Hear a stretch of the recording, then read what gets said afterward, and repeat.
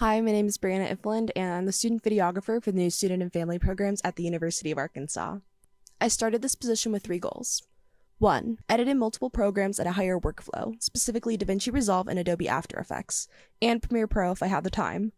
2. Sharpen composition and field recording skills. 3. Blend photo and video in a stylized edit that suits the taste of my office and learn to make adjustments as per my instructions and client. Section 1. Multiple programs. I started off most confident in Premiere Pro, but my supervisor was insistent on After Effects since a lot of our content relies on motion graphics and eye-catching transitions. With the repealed Adobe licenses, I spent the second half of my internship learning my way around DaVinci Resolve.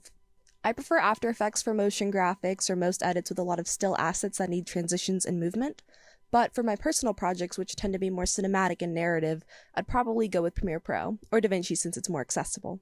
I'm just now getting into the various aspect ratios and different types of content preferred on different platforms. For example, an Instagram Reel or a TikTok is going to have different dimensions than a Instagram post. Aside from learning different hardware and the proper settings such as ISO and white balance and putting grid lines in my display, I don't think I gained too much into my cinematography. However, I know how to carry myself a lot more professionally and discreetly in event venues. I also shoot now in shorter clips that are around 10 to 20 seconds instead of long 1 to 2 minutes, since that makes it easier for my editing and workflow, and it's a lot smoother for the server to process. Each time I finish a draft, my supervisor reviews it and gives me feedback. My first video was very stylized and niche. It was a little somber and cinematic, which is nice, but doesn't exactly hype people up or encourage them to go to the University of Arkansas. This school is very high energy, as are the NSFP events, therefore the content we use to promote it should match that. My videos are now very fast and very busy, they're condensed and homogenous, but they're stylized for the event. Family Weekend uses older music to incite parental nostalgia, while Homecoming boasts collegiate music for our alumni. But you'll notice that I still use the same fonts, logos, and Razorback Red.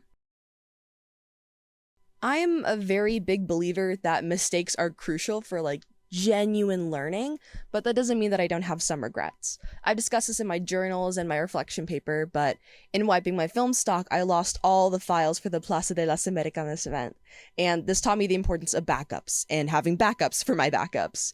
I upload all of my footage onto Box the second that I'm home, and then I keep all of that in my terabyte drive until it's up on the NSFP server. I also would have focused on shorter term edits. I spent a lot of time working on videos that were a minute or two, when in fact the audience in the past few years has shifted from YouTube to social media, which favors a 20 to 30 second formulas. I'll be continuing my position as a videographer at the new Student Family programs. I'll also be taking the Experiments in Moving Images course next semester to enhance my technical vocabulary and learn higher level equipment. If I stay in Fayetteville over the summer, I hope to secure a summer internship at a marketing or advertisement company, and if I have the capacity, begin freelance videography. This position was wonderful, not just for direct experience in my desired career, but I learned professionalism and thrived in an environment in the work culture at the new Student Family programs. My advice to other interns or student videographers: ask questions. Talk. Communicate, please. You're doing nobody any favors with guesswork. My guesswork lost me 50 gigabytes of film and an entire event's coverage. Asking questions does not make you any less professional. It shows the people you work with that you're inquisitive and you want to solve problems. It's almost like it's your job or something. I'd also say network and attend events, preferably do both at the same time if you can. I wouldn't have known about any of the opportunities here if I hadn't made connections with peers and faculty and bonded over our interest in video.